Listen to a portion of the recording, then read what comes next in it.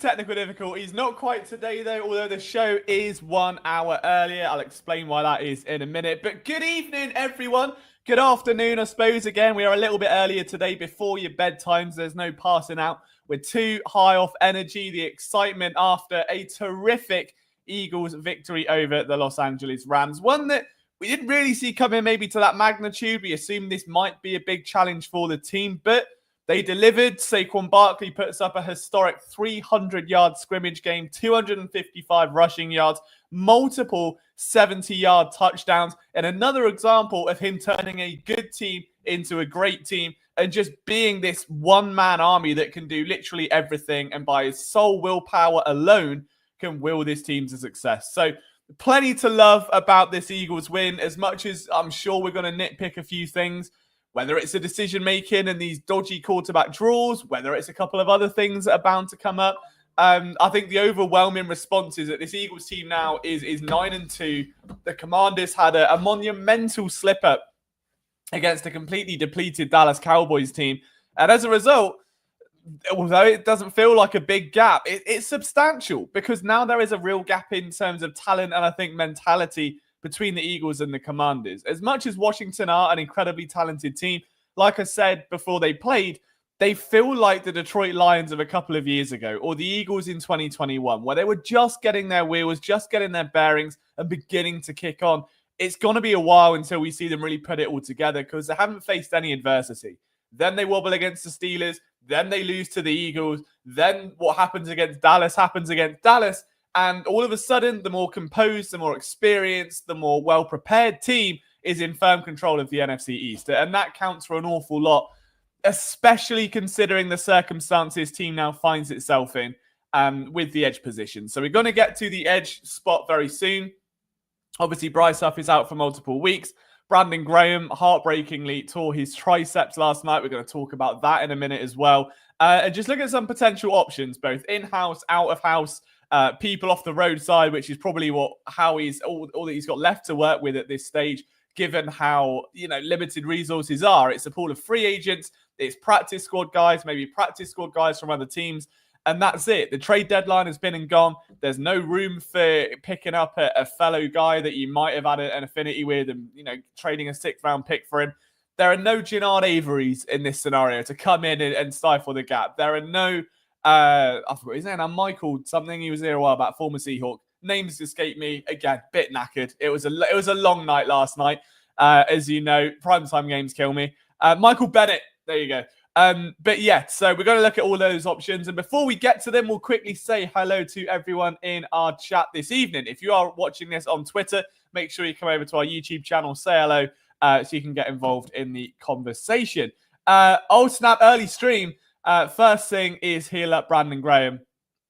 Yeah, I think that's the main one. But there is an early stream here, essentially because Zach Chalvalella, Mr. Flipping the Birds, one of the co-hosts there, our lead Sixers man who's covering the team as a credentialed member this year, or trying to, given the state of the team. I think it's more just keeping spirits up. I think he more needs support than the team does at this point. But he's doing a Sixers stream straight after. So he wanted to stream at 6 o'clock, which meant I had to kind of budge out a little bit because I wanted to make sure he could do the stream. So you've got a rare early Eagles stream today. So, and again, I'm sorry to anyone that's watching this on the VOD after this and it's a bit delayed. I didn't do it on purpose. I'm not playing hard to get. We've just got more content coming. So we've got a Sixers stream coming up just after this. So as soon as I head out around 6:30, there will be a Sixers stream from Zach, so you can hop in and moan about the team, praise Jared McCain, praise Tyrese Maxey, and get a bit angry about whatever's going on with Joel Embiid. Tyrell Young says, damn, should have traded for Parsons before the deadline. He's got to be an Eagle at some point. We all know he's got to be an Eagle. It's written in the stars. I mean, if Saquon Barkley coming home felt right, like something about Saquon signing with the Eagles just felt right. It felt natural. As surreal as it is to see him suit up in midnight green like every single week, and I don't think I'm ever going to get over seeing Barkley do what he does in Eagles colors. It doesn't sit right. Like, I'm used to seeing him run into linemen that just trip over their own feet and stumble into him and injure him. And we're now seeing him run behind one of the most accomplished offensive fronts in all of football. And it's finally getting that validation, I think, for Saquon. There has to be an element of validation for him that after years of struggle and taking on all of this burden with the Giants and being the lone playmaker in an absolutely dire team and picking up injuries, he's now shining that in the way that we always knew he could. Like when he came into the NFL, he was heralded as this next great running back, that there hasn't been a talent like Saquon Barkley for decades. And now he's in Philadelphia. It's taken him 10 games to decimate most records. I mean, he's one 100-yard rushing game away from breaking Wilbert Montgomery's team record. He is leading the NFL in rushing yards by 200 yards above Derrick Henry. This man is not just the best running back in football. He is pushing for an MVP case. And you cannot overstate that enough. And I think like the more you look at it, the more you watch him play, there is just this confidence and this aura oozing out of him. Because I think he knows like that, again, he's been in the trenches. He's been with the Giants. He's struggled a little bit. He's had seasons taken away. He's had success ripped from under his feet. He's had coaching changes and front office controversy. And he's finally getting to just do what he does best without any of the extra baggage and shine extremely bright. So it's amazing to watch Barkley just perform at such an excellent level. I hope he sustains it. I hope he gets to the end of the year completely unscathed. When he had a little wobble last night with injury, I can't lie. I got my heart was in my mouth a little bit. I know he only got up slowly and just sort of readjusted his package and looked like he was packing an absolute chopper. I can't lie.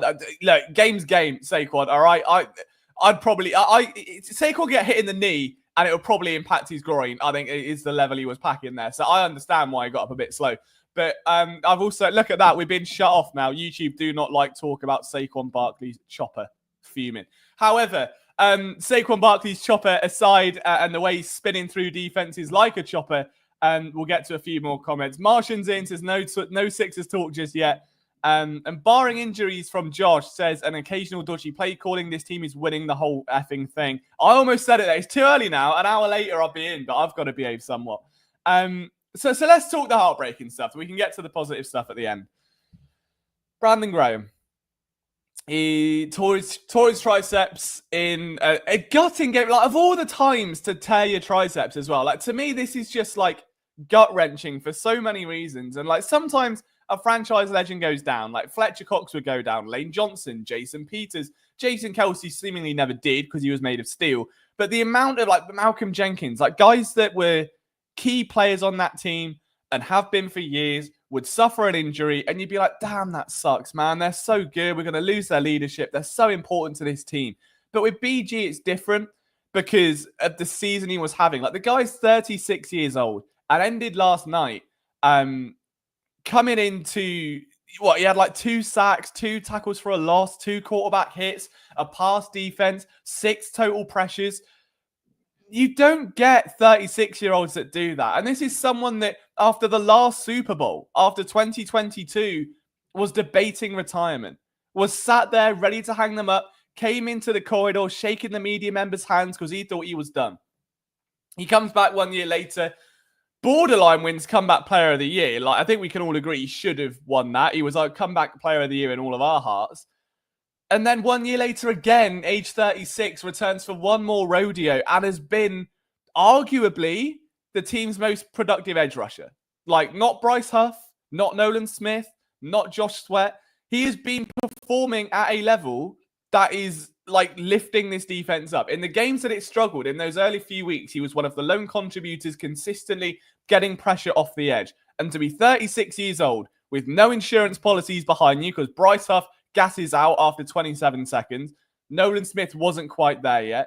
Josh Sweat is a role player. There was no one else. It was BG just carrying the load at edge. And at 36 years old, wills this team back into existence, helps become a core leader, growing the young guys, a team that is very, very, very immature. Like, not in a bad way, but in terms of experience, Jalen Carter, Jordan Davis, Milton Williams, Nolan Smith, Bryce Huff, like guys that should be here for 4 or 5 years, hopefully, haven't had the experience that BG has. He's been instrumental in getting them along under a new coaching regime. And for him in his final rodeo to go out like that, not only does it hurt his season, but when the team is 9-2, when the Eagles are making a Super Bowl charge, when Philadelphia is at the top of its game, it's not the most dominant team in the league. They're still far from being their absolute ceiling, and that is the scariest bit. But this was a team that could have gone all the way. It's a team that can go all the way. And the fact that if the Eagles make a Super Bowl, Brandon Graham will not be there on that field to play in it is genuinely heartbreaking. Like, there is no one on this team I want to... He is last year's Jason Kelce. It's like you win it for him. Like, he's come back for one more year. You ball out for BG. You pay him back for all the stuff he's given you over the last 15 years now. And you bring it home. And you get him what he deserves. And you give him those flowers. And, you know, again, the fact the injury happened in a game where he was everywhere. And he was arguably the defensive MVP of that game, you could say. I think Milton Williams might tie him for second. You could argue Nakobe Dean for third. Like, if you have a little three-headed monster there. But BG's performance against the Rams, without that, I don't think they win. Matt Stafford is a notoriously difficult quarterback to bring down. And Brandon Graham, along with the rest of that defensive line, got home consistently. Time and time and time again. And the fact that he suffered an injury in a game where he was playing so well, in a season he was playing so well, that happens to be his last. It sucks. Like, no one wanted... But it's really weird because, like, I know technically no athlete ever gets to write their story ending. You know, like, they're outside of quarterbacks, guys like Tom Brady, maybe Aaron Rodgers soon. Like, I mean, Ben Roethlisberger. Like, there aren't many guys that can go out on their terms the way they want, right? And you look at someone like Julio Jones as a great example that came to Philadelphia on the back of one of the most illustrious receiving careers of the last decade, petered out, and he fell off. And it's not this grandiose retirement with celebration and looking back at fond memories. It becomes, damn, Julio Jones is washed. And that sucks. And BG didn't have that. And he's 36 years old, playing like he's 26 years old. And to go down like that and have a season-ending injury in that game, it just sucks. But Birdbrain says it right. Ball out for BG. Like, it's weird. Like, I said this last night on Twitter about 7 a.m. because, again, body clock is all over the place at the minute. But Brandon Graham was one of, like, the cornerstones of this team when I started watching the Eagles. Like, my first season, I can't ever remember what is going on with this camera? Look at that little talking head. Come on, come back. Oh, there we go. When I started watching the Eagles, I'm 90% sure it was 2009. It might have been... It was with Kevin Cobb at quarterback. So which between 08 and 010, which one of them it was. But I was there for BG's rookie year. And as I've got older, so I would have been, what are we now, 15 years ago. I'd have been 14 years old. From that moment on, from age 14 as a kid up to a 29-year-old man, Brandon Graham has been part of, like, my life in a way, and my fandom, and covering him. And, like, he, despite the Chip Kelly era, the Doug Peterson era, the Nick Sirianni changes, the front office catastrophes, like, it doesn't matter. You know, he was there through all of it. Every defensive scheme change, every up and down, the Super Bowl, the destruction afterwards, the rebuild after that. He's been there for literally all of it as this mainstay who's never put a foot out of line, never been a problem, only ever given positive things to this city, only ever helped with charitable causes, only ever, you know, supported his teammates and bigged up the guys around him and lifted them up and provided us with so many memorable moments, whether it was his mic'd up trash talk or the actual play on the field. And it was only last night I realized that, is that I've grown up, physically grown up, like not just watching a team, but watching one man grow as a player for my entire adolescence. And Jason Kelce's in that conversation, as is Lane Johnson. But I think they're more prolific in terms of, like, national value, if that makes sense. Like, they get their flowers more. Everyone has heralded Lane Johnson as being one of the best tackles in football for the better part of a decade. Jason Kelce might just be the best center of all time, and he is a national media darling. Brandon Graham isn't. He's just there. You know, he is a defensive end on the Eagles, and he has been for 15 years. Like, and he doesn't get that level of adulation that the other guys do. And because of that, it kind of hurts more. Because if Lane Johnson hangs him up, yeah, it's going to hurt. But you know that he has felt that, like, emotion from the fan base and the passion and the warmth over the years. And I just don't think we've seen that for BG yet. And I really hope we do. I know, like, everyone loves him now in comparison to those first couple of years where he struggled. But it's just a weird feeling when someone that you grow up watching, it just suddenly, boop, retires, not playing anymore. And you're like, wow. I feel it's that Unk status meme. But I wish nothing but for the best for Brandon Graham. I hope he does return to the team in some capacity because he just has been one of the core Philadelphia Eagles. Like, there's no other way to word it. He has never done anything subpar. At worst, he's been good. At best, he's been remarkable. And I think that says a lot. To the 2017 Jason Peters D-line carrying his jersey. Bring that. That's the energy we need. That in the Super Bowl, because the Eagles are going all the way. We've already established it. I need that. That's the kind of emotion we need here. Like Lane did for Peters. Ball out for BG. Sean says, congrats to your doppelganger on beating you out. You're beating your other doppelganger at full gear. Good luck to both of your doppelgangers in the C2. I need another haircut. It's getting long. I never thought I'd actually want to keep it short, but it's getting Foden-esque now, and I need to sort that out. It's getting a bit long. What has happened to me? I really have it Unk status now. I want a bald head. Who would have thought that at the start of 2024? But since I've shaved the head, the Eagles have been unbeaten. Since Nick Sirianni shaved his head, the Eagles have been unbeaten. I will say it every single week. For every game the Eagles win, one of you need to shave your head. I don't know who. I don't know who's going to step up to this illustrious challenge, but one of you needs to get them buzzer clippers things and just get it off. And join me in the era of cold heads in winter and needing to wear beanies consistently. Is TJ Watt still... JJ Watt is. TJ is retiring people by, being a menace in Pittsburgh. But yeah, we'll go over some options in a minute because I think that's the other thing. And I want to quickly shout out Anthony DeBonner as well. Our newest signing of PSN.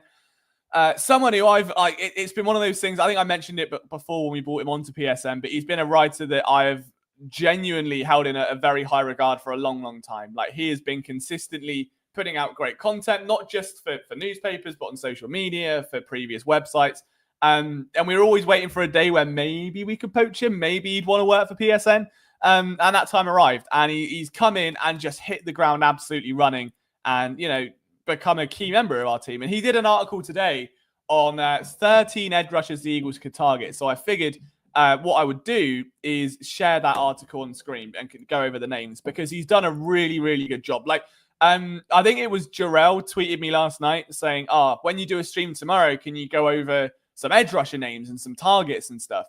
And I think this is, it's like almost Ant read it and went, all right, watch this, and just got the entire, lay of the land out. So before we get to this, let's quickly talk about the actual, we've got Howie Roseman's. Who's got the worst four idea, me or Howie Roseman? Well, I know he looks better, but it's certainly not me. So we'll go with that. But before we get to this bit, let's actually quickly talk about the situation because the Eagles do now find themselves with Brandon Graham's retirement in, I would say, dire straits. I think that's a bit of a stretch. Like, they're not doomed, but they certainly are in a pinch, like when it comes to edge rushing prowess now, because they didn't have a lot of top-level talent. All of the chips were placed firmly on the breakout of Bryce Huff, a player that hasn't lived up to that expectation because he's not ready for that role. And we said this earlier in the year. We said it in like June, like when he first signed in like May, that he made his pay dirt as a rotational pass rusher with incredible athleticism who could beat up worn down offensive lines. I don't think he's got the endurance there to be a 3-down pass rusher yet. Fast forward a few weeks, that was certainly the case. And when he did start to pick up form, he needs surgery on his wrist. So he is now out for at least 4 weeks, right? So he's on IR last week. He's going to miss the Steelers game. He's going to miss the Ravens game. I think the Panthers and then maybe a divisional game. I think it might be the Giants. So he's out for at least 4. Now, how many of those after that he is out for? I guess it depends on the surgery and the extent of the injury. Like, it's hard to say. So he's out for a quarter of the year, near enough. And in a quarter of the year where the Eagles are needing to kick on now because they've got over a lot of the tough teams. They've got 2 more left before the schedule lightens up. And you've got teams like the Panthers, the Giants, the Cowboys again. Like, the last stretch of the season is okay. You've got to get past the tough Steelers defense. You've got to get past a potentially championship contending Ravens side, and then it's relatively green grass. So for those 2 games, you need pass rushes, and the Eagles don't have them right now. They just do not have them. So their current lay of the land is Josh Sweat on one side, Nolan Smith on the other. Yeah, that's it. There is no more to that conversation. I mean, you've got Jalix Hunt underneath. If you go on the actual roster page, if we go on the depth chart and use ESPN as an example, like they are going to mess around. I can see like Milton Williams playing a role and flexing outside, but if you actually go on the, I mean, it's all a bit weird on ESPN because they label the positions differently. But essentially, they've got Nolan Smith, Milton Williams, Moro Ojimo is lifted at left defensive end for some reason, Jalix Hunt, and that is it. Josh Sweat apparently is playing Sam linebacker for some reason. So it's Sweat, it's Nolan Smith, it's Jalix Hunt. That's it. So there are a couple of... My camera's gone again, isn't it? I don't understand why it's doing that. I apologize, ladies and gentlemen. There are a couple of guys on the practice squad that they could call up. I mean, they could go hunting and look for players on opposing practice squads. That isn't, out of the realm of possibility. But what hurts is the fact that this is a unit that has struggled for the majority of the season. Now, over their 9-game stretch, they've had 26 sacks. Like, let's not take away. Let's not pretend this is all an absolute misery and the Eagles are doomed and they're all going to collapse, because I don't think that is the case. The offense is too good. Saquon's too good. Jalen Carter's having a great year. Jordan Davis is stepping up. Milton Williams is having a breakout year that I don't think anyone is talking about right now. And Nolan Smith is already succeeding past his numbers that he posted as a rookie in 2023. So we are in a situation where, yes, depth is light, but it's not the end of the world. And especially in a system like this where you can generate pressure using nickel cornerbacks. We've seen that with Cooper DeJean. You can generate that with guys like Nakobe Dean and Zach Bourne. It's not the end of the world. Like, you could go full... I mean, look, we've all heard of NASCAR fronts, which are just full defensive ends, right? Where, I think they experimented very, very briefly under Jim Schwartz. I think you could well see an opposite. What's the opposite to NASCAR? Like a monster truck line? Like pickup truck racing? Where you just have Jalen Carter, Jordan Davis, Milton Williams. That's your front three. And then behind those two, you can mess around with Nolan Smith. You can mess around with Josh Sweat. You can maybe work in Zach Bourne, like bring him down a bit. And of course, Jalix Hunt. Like that's the one player I want to see. Like, we're already seeing growth now from Nolan Smith. Okay, he has hit the ground very hard over the last couple of weeks. Like, as soon as Huff went down, he stepped up, had a big night last night, got himself involved on a couple of big plays, and he's building on the back of what's been a very strong run of form. So, like, I think he's going to stay. We're only going to see more snaps with him, but we know what we're getting now with Nolan Smith, which is a young guy really coming into his stride. We don't know what we've got with Jalix Hunt yet. Like, the writing's still on the wall. He's a third-round pick out of a small school. We've said the same thing every week, and we just haven't quite found where he fits. And this is the opportunity where depth is thin, and you have to be creative to find use for a player like that, to see where he can filter into these packages. We've seen, just a quick shout out there to AI Coconut Guy, to Alex, and to Joe Manjune for checking out the stream. I promise I'm not ignoring your comments. I'm just having a bit of a ramble. Isaac says the tank package. I like that. I think we go with the tank package. Sumo line. There's something there. We will cook it. I think Isaac's taking the biscuit at the minute with the tank package. I think that's very good. Jarrell, after prompting this stream last night, has descended upon us. I'm apologizing for starting things a little bit early. There is a Sixers stream, as I said, at 6:30ish. So have to be a little bit quick today and come in an hour earlier to get you your Eagles goodness. So we've established then that potentially you can run big lineups, tank lineups, Carter, Williams, Davis, and then, flex around Nolan Smith. Jalix Hunt would be perfect for that, because I do see him as more of a linebacker than a defensive end, as much as people think the opposite. And that's been the case for a long, since he was drafted, it's been the case of Jalix Hunt can be a pass rusher. I think he can be a linebacker because his athletic skill set is too fluid. Like, he's too quick, he's too explosive. And if he can match his instincts and his processing of the game over time, then starting him as this hybrid player that can just move around and cover tight ends and drop into space, I think is big. He's going to be the wild card in all of this, and their confidence in him, should I say, will be the wild card in all of this. Because if the Eagles can come into next game and run a package where, again, you've got 3 defensive tackles, you've got Nolan Smith or Josh Sweat on one side, and Jalix Hunt is this sort of extra like nickel player, but he's off the edge, maybe just outside the 5 tech. Like there's a lot you can do with a player of his skill set. So I would like that. However, if they do want to go outside the box, again, Anthony DeBonner has put this together. It's a brilliant article. I will put it in the chat in case anyone does want to read it properly, although it is all on the screen. But if you do want to read it, it is there. Just because it's a really good in-depth breakdown of, potential targets here. Ant mentions that they do have Taron Jackson and Okahun Mathis.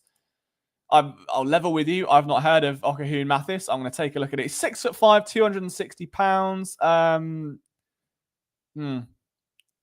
Is he? I mean, he's playing for the... Oh, he was playing for the Patriots in October. Interesting. Hasn't really done anything. Okay, so he's not like Amaro Ojemore's got game experience. So I'm not like, overly, what's the word? Besotted with the idea. So let's look at the options that actually are out there. Brace yourself. Jason Pierre-Paul. Former Giant. Old. Not great. It is worth noting, though, that, as Ant says here, that 3 of the names he picked, which is JPP, Justin Houston, and, Melvin Ingram and Bruce Irvin, have all spent time with the Dolphins under Vic Fangio last year. So if they do want someone to come in and just fill a gap, because that's all it is just filling a gap. Like, you're not asking them to be TJ Watt. You're not asking them to be a 3-down starter. Your guys there are going to be Josh Sweat. They are going to be Nolan Smith. I think what this team needs is just that Michael Bennett-esque presence. And unfortunately, none of these players, I don't think, are in a position to do that to that level. But they can certainly take some snaps and keep the pressure off of the young guys. So JPP is one name. Rasheem Green, formerly of the Seahawks. Justin Houston's obviously a big name. Kamoko Toure has the best sounding name. Not familiar with his game.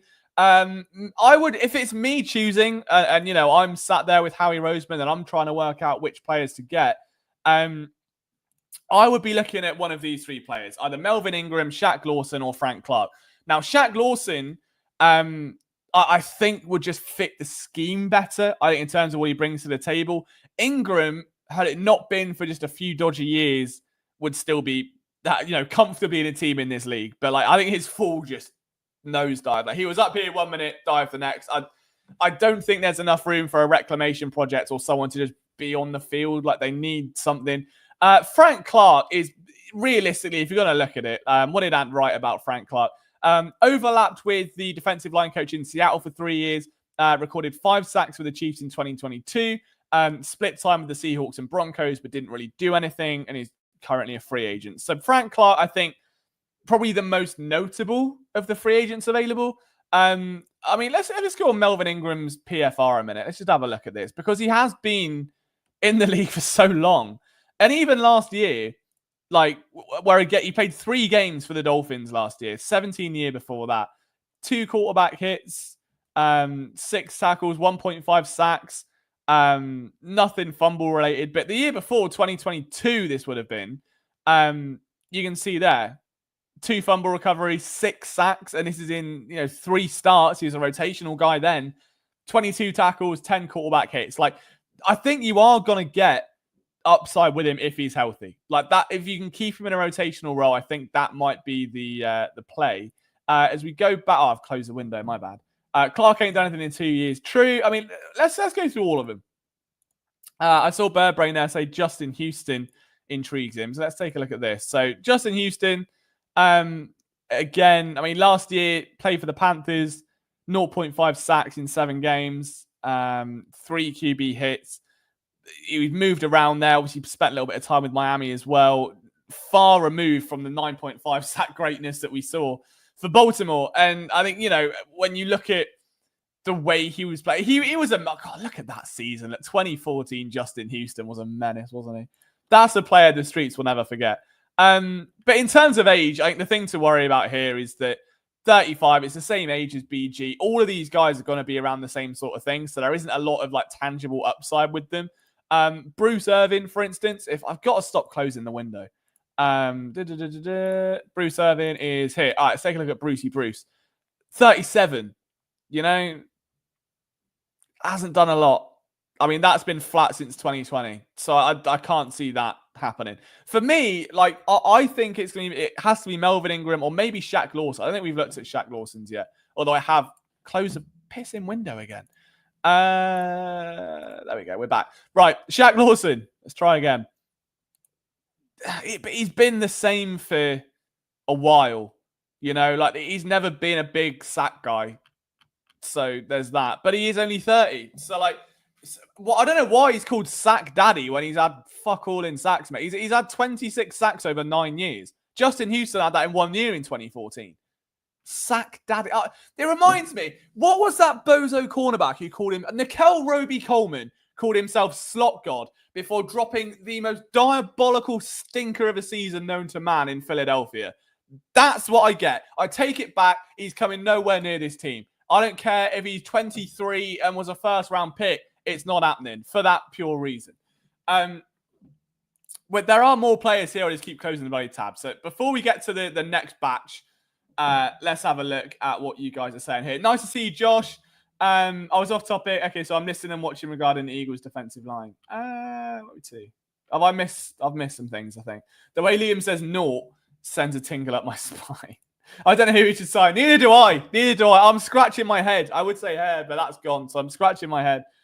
Just get the young guys some run. I think I agree with Josh. Like, I don't, as much as depth is minimal, it's not an integral need right now. Like, they can survive without them. And I think that's what kind of has to be bared in mind, is that when you've got someone like Jalix Hunt that you've spent an asset on, when Nolan Smith's coming along, when you've got linebackers that can contribute, when you've got cornerbacks like CDJ who can contribute, I don't think there's a push for one. Like, let's not just, buy something for the sake of it. Don't just buy something because it's on offer. Buy it when it's on offer and you need it. Yeah? So there's that. Anyway, let's get to some of the players that we've got down here. So this is practice squad targets. I mean, Tack McKinley, that was a fall off, wasn't it? That really sucked. I really hope McKinley would be good, but no. Andre Carter the second, Boogie Basham, whose stint with the Giants was absolutely terrible, if I remember rightly, and William Bradley King, formerly of the Miami Dolphins. So William Bradley King hasn't played in 2 years, so that kind of shows us where we're at with that. Boogie Basham was a second-round pick in 2021. 12 tackles in 14 games. Somehow still more productive than Danny Watkins, but I digress. This is an interesting tidbit, though. I wanted to highlight this before we kind of go straight away from this and just get back to some general Eagles discussion. The Eagles did tons of homework on former Army edge rusher Andre Carter II ahead of the 2023 NFL Draft.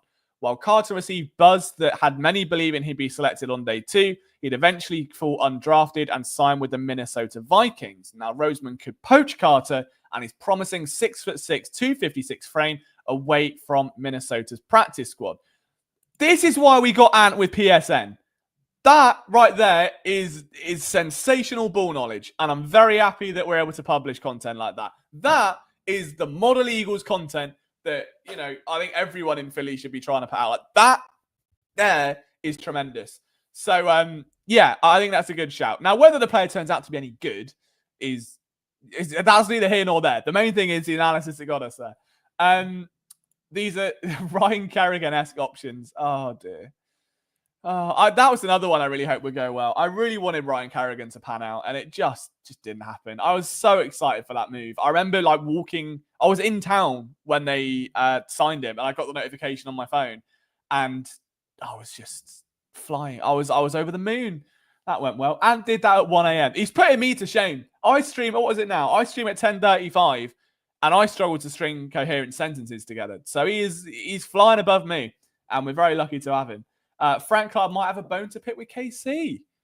Good angle. You're trying to find players with revenge arcs now, aren't you? You just need to find someone that has a real gripe with a particular team. Go the Giants route. Actually, forget it. Get Boogie Basham, bring him back and say, look what Saquon's doing outside of New York. You can do that if you just grow up and start actually playing to your potential. Maybe you could do that and you're young enough. So, I mean, what realistically, none of these players are going to be worse than Jannard Avery. I say worse, like as ineffective as Jannard Avery, who's somehow still on a team in this league, by the way. I had no idea about that until Zach told me it yesterday. So you've got that to bear in mind, that like you're not looking for someone that's going to come in and within 3 games be on 6 sacks. Like it's just not attainable. But I do think you can get a player maybe young enough that can just fill a role, play like 15, 20 snaps a game maximum, allow someone like Jalix Hunt to play a bit more, allow Nolan Smith to play a bit more, and just stop the depth from becoming an issue. I think that's what it's going to come down to. Like they have to beat out this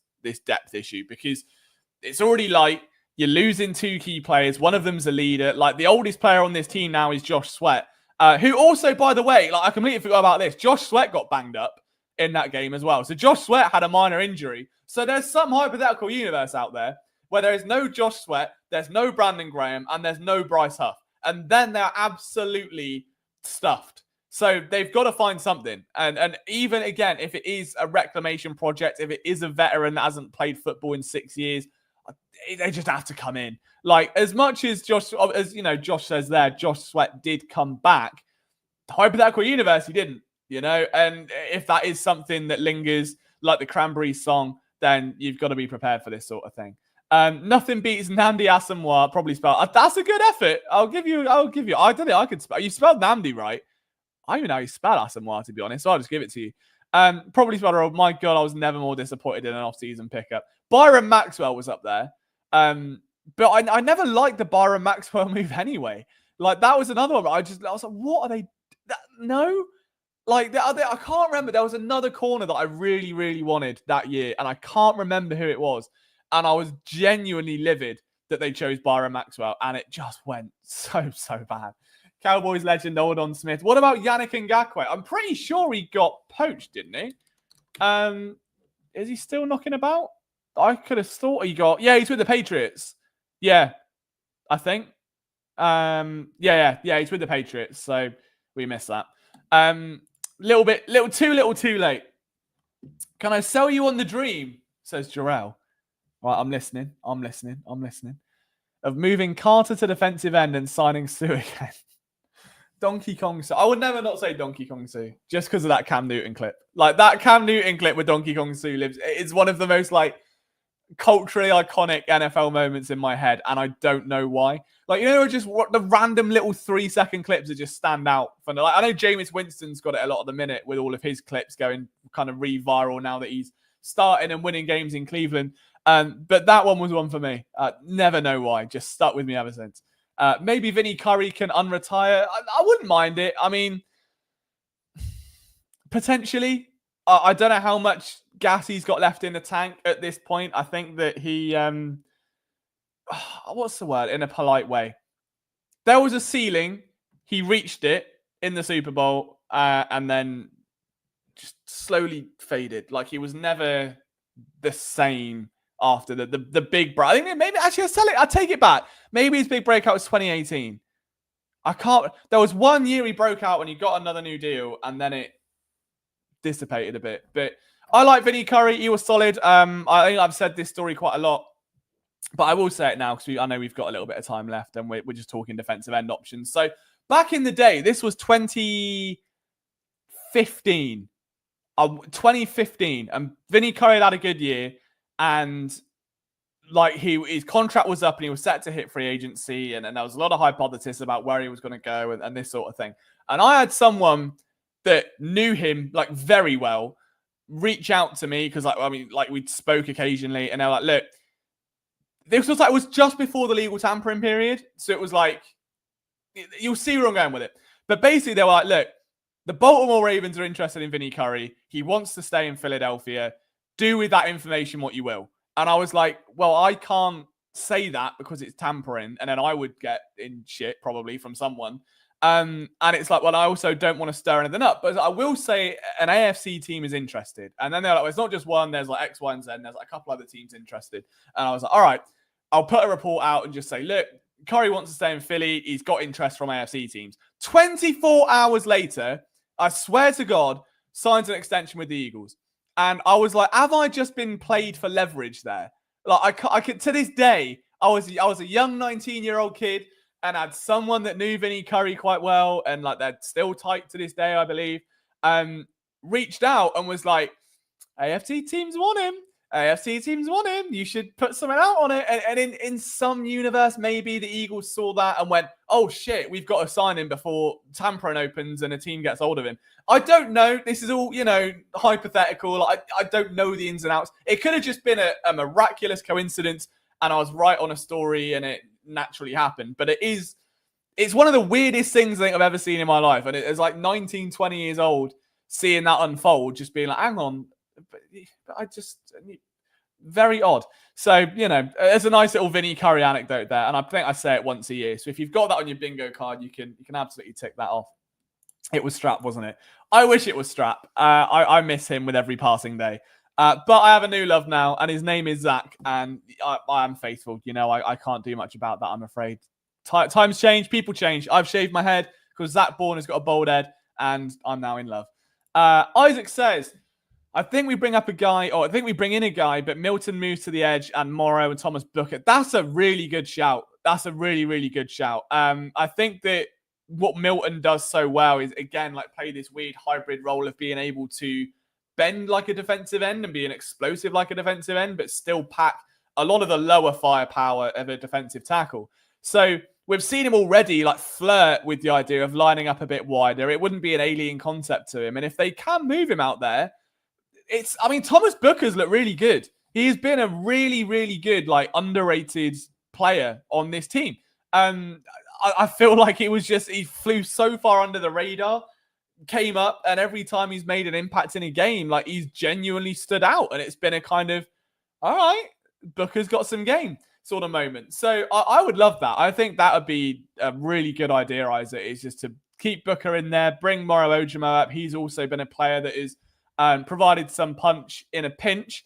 And yeah, see what you can do on the outside with Milton. See if you can get Jalix Hunt going. See if you can flex around the linebackers. And as Birdbrain says there, get some more blitzes from corners. I think that's the key. I think that genuinely, like the one canon event, if you will, that has sparked this Eagles team's resurgence. Honestly, I think it's Cooper DeJean's debut. I think Cooper DeJean coming into that defense, providing a bit of buzz, not just in coverage, but providing a bit of buzz and being able to actually blitz down and generate some extra pressure, give back the ISO matchups that weren't ISO matchups and force offensive linemen to be a bit more like conservative and cautious. I think that counts for a lot. Maddox wasn't doing it. Maddox has never been that guy. He's too sloppy. His angles are poor. It's just not his game. Cooper DeJean it is. And it added a really sufficient amount of extra pressure that just wasn't there in the games that were previous. Now, they're not blitzing a ton with corners, but the fact he's there, the fact it's just some extra coverage, like the peace of mind, I think more than anything, you've got to think of it this way. Like if you've got confidence that your nickel corner can lock down a slot receiver, lock down a tight end, pick up a running back in the flat, blitz downhill, whatever it is. I've got hiccups, that's the worst time to get them. If you've got that level of serenity in your nickel corner, you can be more aggressive because you know that off that edge in that flat area, you're going to be looked after. You don't have to worry about what it's going to look like. You don't have to worry about giving up short yards that turn into massive yards after the catch because your nickel corner's missing tackles. So just having DeJean there, I think it's enabled Fangio to really ramp up the pressure, take the hood off, rewire a few things, and turn that Ford into a Ferrari. And I think that has been a really big, important factor in the shaping of this defense. So hopefully the losses of Bryce Huff and Brandon Graham aren't as bad as we assume they might be. But there's still a chance, obviously. I think it's still going to take a team effort. It's going to take a village to move a mountain or something like that, I think, as the phrase goes.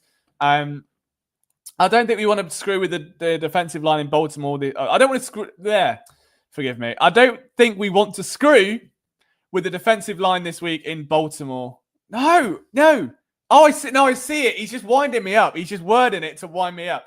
I don't think we want to screw with the defensive line this week, with the Baltimore offense coming up or something.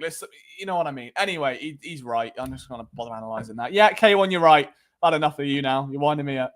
DeJean's just football IQ leaps out too, 100%. But yeah, now that someone else has mentioned the Baltimore game that isn't K1 and isn't going to put me into a word salad, yeah, you're right. Like this is it. It's a very strong offensive front. They're very. I mean, we also bear in mind that this is now the number 1 and number 2 running backs in the league taking each other on. This is Derrick Henry, this Saquon Barkley in this clash of running back titans, 2 of the best rushers of the last decade, now at the top of the mountain again. And they're going to be clashing where the trenches matter in a game where the Eagles are losing depth and they don't have a lot to lean on. So you don't want to be, you're right. But then after that, it's the Steelers. And after that, the games get easier. And by the time you get it ready, Bryce Huff's going to be back. So I don't, that's a really tricky one. That's a double-edged sword, because do you want to... All right, you can't go overzealous and get too creative and start moving people left, right, and center, but you can give Jalix Hunt some reps. You can put Milton Williams outside, and I don't think that's going to disrupt the flow too much. Like, if you bring in another player, that might. Like, you can't just bring someone off the street, drop him in like it's Madden, and expect him to know the playbook, know the cadence of the defense, understand where he's got to be lined up, what the play calls mean, and that awareness of his teammates. I don't think you're going to get that.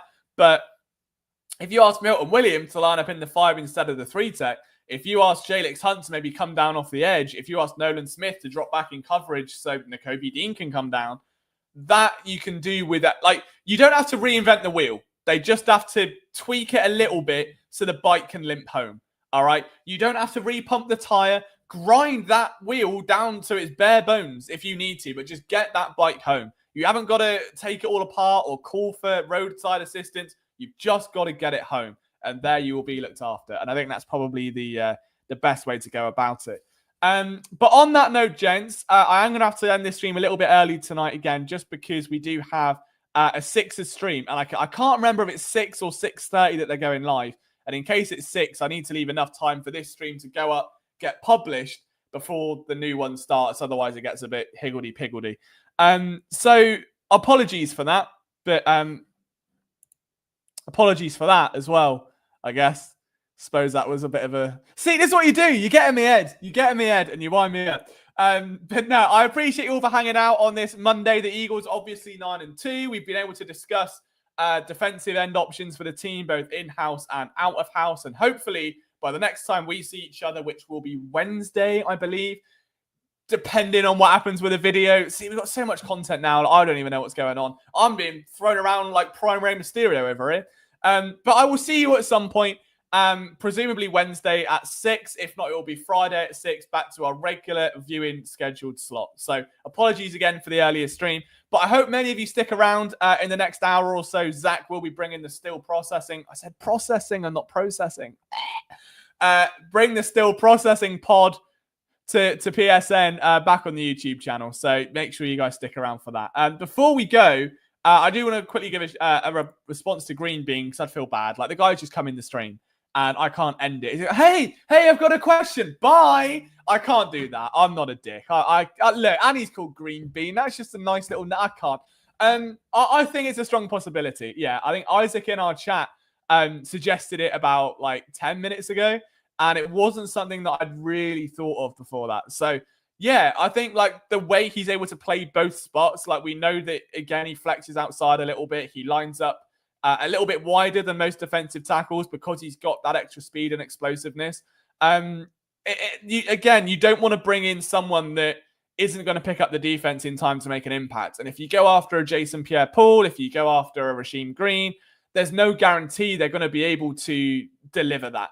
So your safest option is probably moving Milton outside. And as Isaac suggested, Green Bean, bringing up someone like Thomas Booker or Moro Ojimo while allowing Jalix Hunt to stay outside and pick up a few extra snaps as well. So that seems to be the most viable outcome, and you've hit the nail on the head. So you've come into a stream, you've dropped some ball knowledge and a big Bean emoji. Bean, I better see you on Wednesday and Friday in our stream. You're my new favourite person just for the name. I don't know why. I feel it. I feel the chemistry we've got, Green Bean. Don't look, the boys are loving you in the chat. Don't let us down now, Green Bean.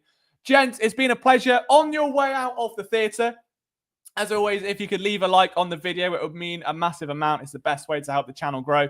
And if you're not subscribed, if you could hit that, that would be bloody tremendous. But from me, the almost chaotically shaven-headed Brit, I will see you Wednesday at 6 p.m. to talk some more Eagles and preview the game against Baltimore. Until then, enjoy Zach's stream tonight talking the mess that is the 76ers. I'll see you watching Flipping the Birds. I'll be in the audience with you.